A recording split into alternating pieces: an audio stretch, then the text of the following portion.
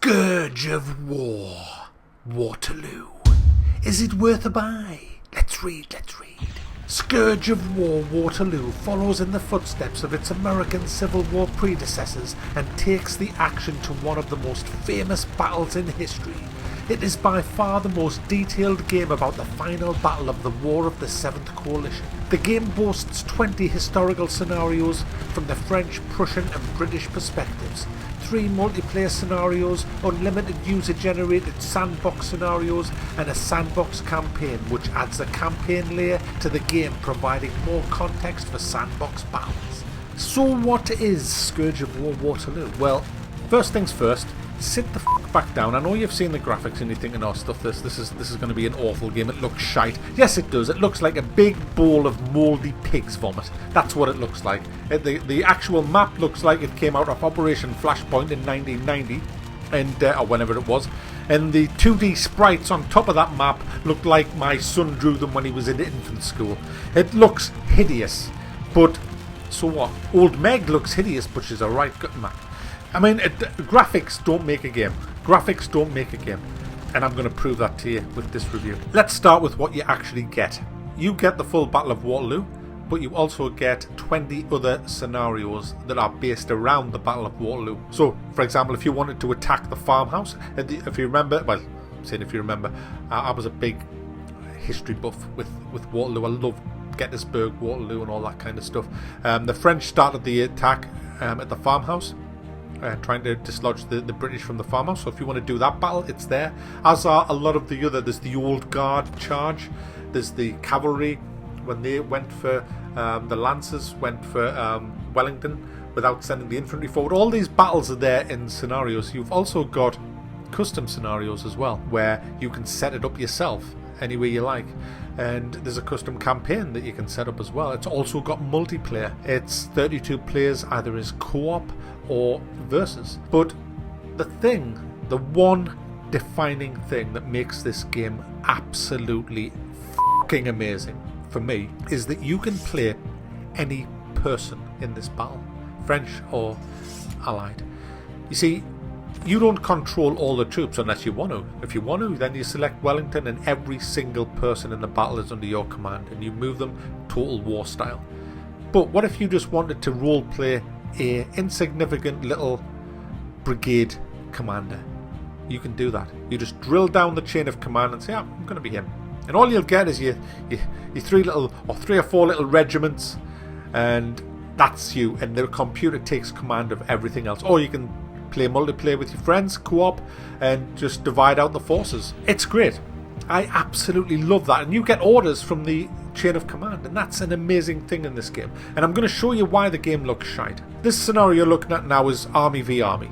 It's not the Battle of Waterloo, it's a custom battle that I've made up, but it's the whole Allied army versus the whole French army.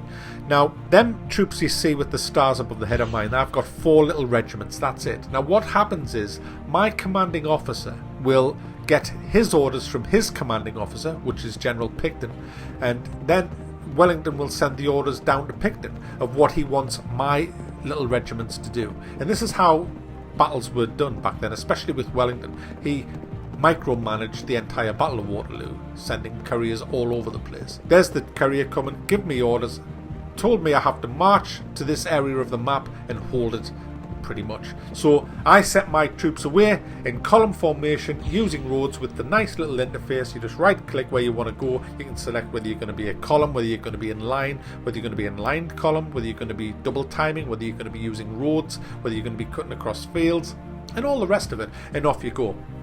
And I know you're thinking, but yeah, Mac, it still looks shit. It looks shit because you are going to hold on to your jaw, because it's about to wobble and drop when I show you how many soldiers are in this battle that I'm playing. This is why it's running at 6 frames a second. I've got everything turned on. Now obviously if you're playing a full army v army, you would turn off a lot of stuff. You can just simply press the T key and it'll take out all the trees, or turn the trees down and the foliage down and things like that, or you can just go and just change the size of the little regiments of men. I mean, at the moment every single guy represents 6 guys, and I believe Wellington had something like 68,000 men there, and I think Napoleon had 75, I'm not sure, and that's why there's a lot of short soldiers around the place, but you can turn that down. Also, every body that gets killed stays on the battlefield, so it's just a wash with bodies, and it looks great. But this is giving you an idea of how big it is. I mean, look at all these guys, and this isn't anywhere near my full army. I mean, you're looking at Prussians, you're looking at the Allied, the British. There is more. Over the hills in the distance, there's more men over them hills. It's absolutely incredible, guys. It's fucking amazing. Never ever. When I first played this the first time, I was just like, what? How is that even possible on a computer? It's unbelievable. All these men are under the AI control except for your little group. Or you can split all this up between your friends and just have a division each. It's just insane. It's insane, guys. And when the battles start with all these, it's just the smoke everywhere, cannons. It's fucking insane. If you are into this kind of strategic gaming, you're gonna love this game because it just blows Total War out of the fucking water. It really does, as far as battle size goes. I mean, Total War looks so much better than this. Total War sounds so much better than this. Total War is massively polished. This isn't. But give me this over Total War any day, simply because of the grand size of the battles. And it's just amazing. This battle, if I was to play it out, would probably take about 8 or 9 hours. And now, obviously, this is an army v army style. You can drill it down. You can either have a brigade v brigade, a division v a division, or a corps v a corps. And so you can choose the size of the battles so it doesn't overwhelm you, because I don't think it's possible for one person to control all of this. It would be just too much, which is why the AI is there to help you. And the AI is also there to hinder you, because it does need some fixing. I mean, for example, the first sign of enemy cavalry, it doesn't matter how close they get, your guys just panic and run into square formation. I mean, they can be 800 or 900 yards away and your men, squares, form squares!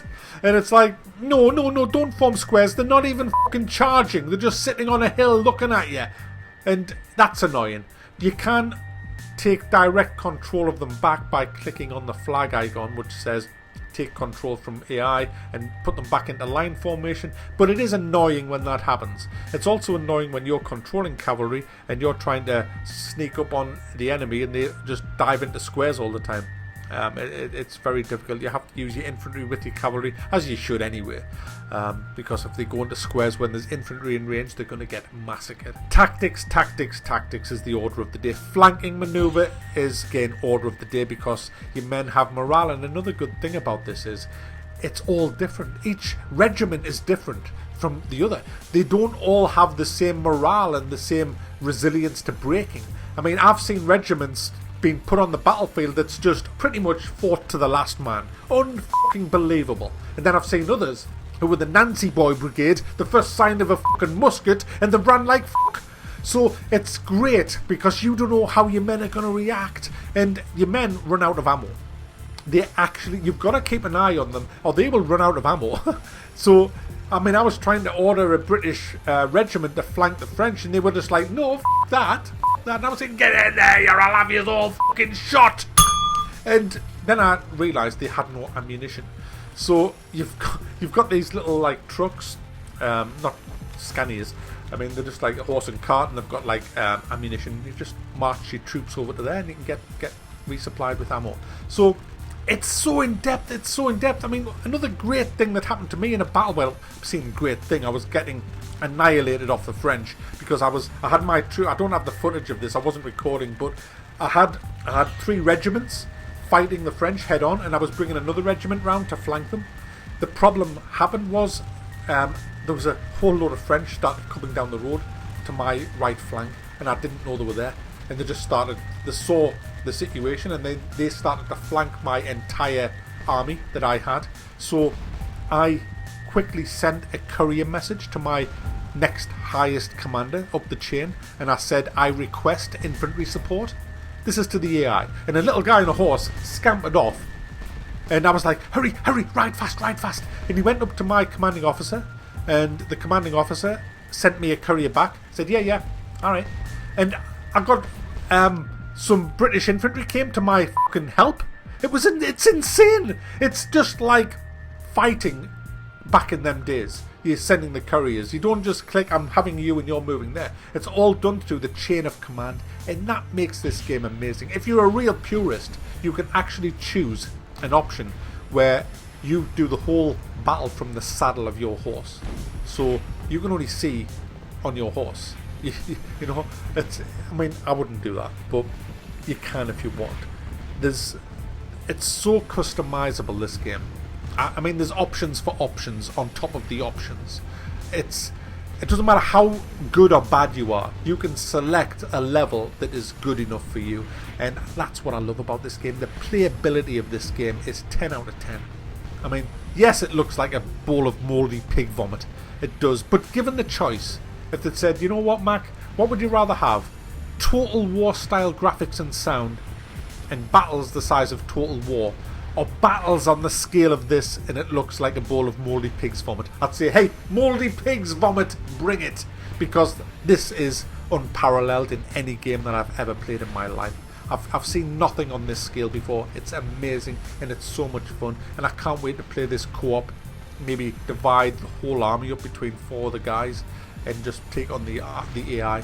I mean, that would just be amazing. It has got its bugs. I mentioned the forming squares. It also allows you to garrison buildings if the buildings is big enough and turn them into forts. The problem is your men walk through the fucking walls to do that. They don't go through the door, which looks just, it's shit. That is unforgivable, really. I mean, they could have fixed that, but they chose to just not, and that is shit. So if you're listening, developers, that is fucking shit. Get that sorted. Get the men walking through the door. I mean, you know, come on now. That's not going to take forever to fix.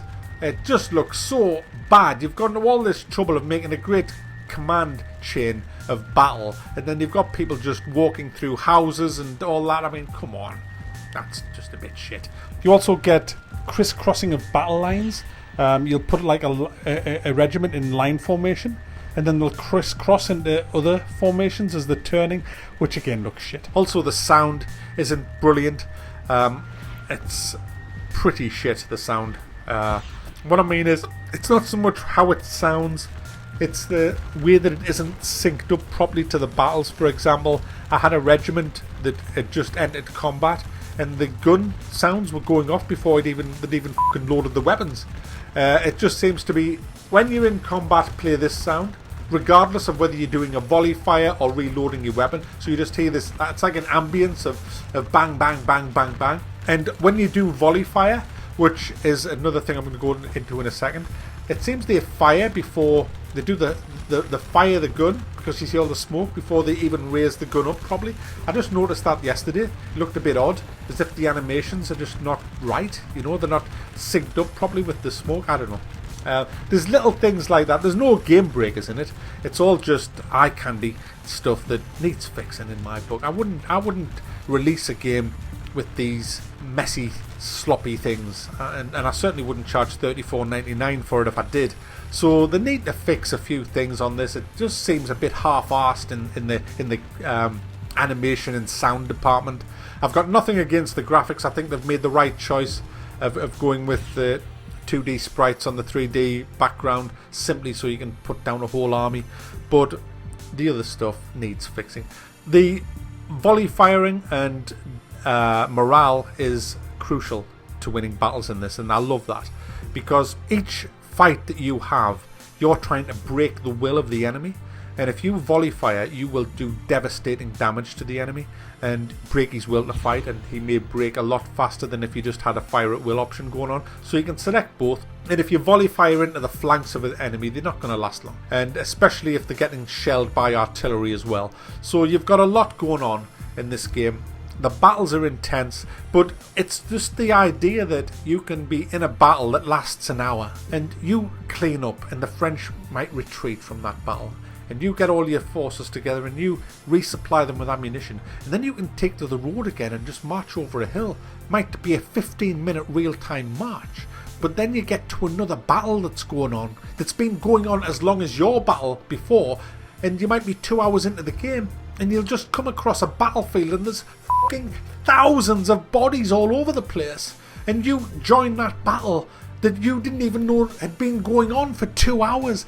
You see, you can't do that in any other game. Am I getting across to you? I mean, the map's like a 90 by 90 kilometre map. It's fucking huge. So you have this battle and it's over, you've won it, and then that's not the end. You just go marching off and find another fucking battle, or you'll get ordered to go and reinforce somewhere else. It's the closest you'll ever get to being in the Napoleonic Wars. And for that reason, it's worth a buy. It's not going to be for the casuals. It's not going to be for people who are kind of dabbling in this kind of stuff, that maybe might have played one of the Total War games and thought it was quite fun. You're not going to like this, because you'll not get away with the graphics and the sound and all that. But if you are into strategy, if you are into these kind of games like I am, you are in for a fucking treat with this, because it's easy to use, it's easy to get through. There's tutorials, there's a full manual, guys. This game has a full written manual as a PDF file, so you can read about the whole game. It's a great game. I highly recommend it. It's not cheap at $34.99, but you show me another game. You show me another game that can do all this. There isn't one. It's unique. So there you go. Scourge of War Waterloo, despite a few bugs and despite looking like a bowl of mouldy pig's vomit, if you're into strategy, it's worth a buy.